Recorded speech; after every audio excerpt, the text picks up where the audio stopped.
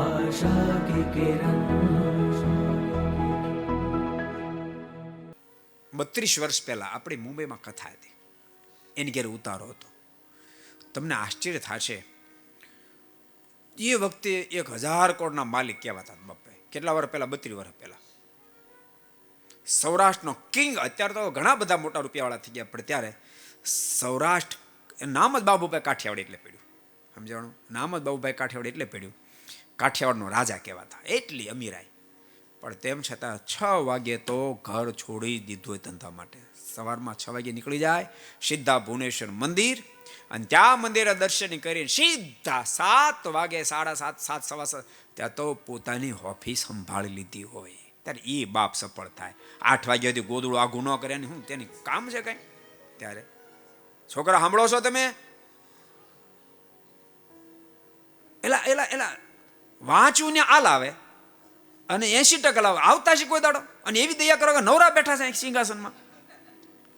એ તો વહેલો જાગીને વાંચે, મોડી રાત સુધી વાંચે, અને વાંચ્યા પછી પણ પાછો એને મનોમંથન કરે. એના ભેગા ઠાકોરજી ભળે, એની ભેગા ઠાકોરજી ભળે. બાકી આટા મારી કરો રાખ ઠાકોરજી ભળે.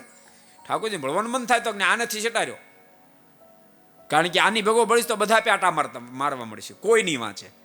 એટલે ઠાકોરજી પુરુષાર્થ કરનારની સાથે જ ભળે.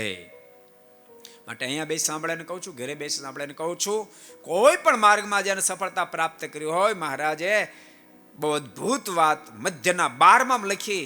મહારાજ કે હજારો કરોડો સાધનો છે, કરોડો સાધનમાં શ્રેષ્ઠ સાધન કહ્યું તો પુરુષાર્થ સર્વ કરતા શ્રેષ્ઠ સાધન મોક્ષના પથનું છે.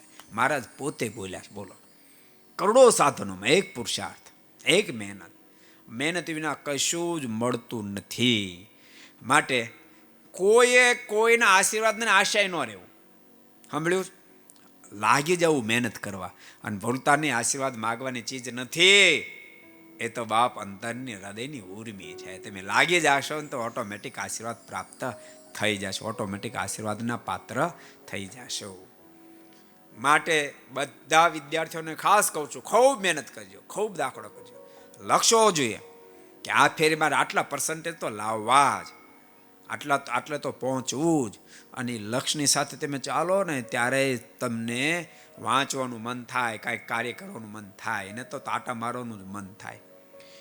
એક વિદ્યાર્થી મને થોડા દાડા પહેલા ફોન આવ્યો, મને કહે છે ને, મને બાકી બધું ગમે પણ જરા વાંચવું ન ગમે, તો છોડી દે ભણવાનું. મને કે ફરવા જવું હોય તો મને જરાય કંટાળો ન આવે, મેં તો આટા જ મારી ને. અને પછી બનજે ગુલામ, આખી જિંદગી કોકનો ગુલામ બની રહેજે. આ 3-4 વર્ષ જલસા કરી લે એટલે આખી જિંદગી ચિંતા નહીં. પછી જલસા કરવાનો વારો છે નહીં કાંઈ, પછી કોકના ઠેબા જ ખાવાના છે. અને 3-4 વર્ષ જો મહેનત કરી લે ને, 3-4 વર્ષ મહેનત કરી લે, આખી જિંદગી બાપ मौज में जिंदगी जीव सकता, आखी जिंदगी मौज में जीव सकता। ये वीडियो आपको पसंद आया हो तो लाइक करें और शेयर करना मत भूलिए। सब्सक्राइब करें सरदार कथा चैनल को और बेल आइकॉन पर क्लिक करना मत भूलिए लेटेस्ट वीडियो सबसे पहले पाने के लिए।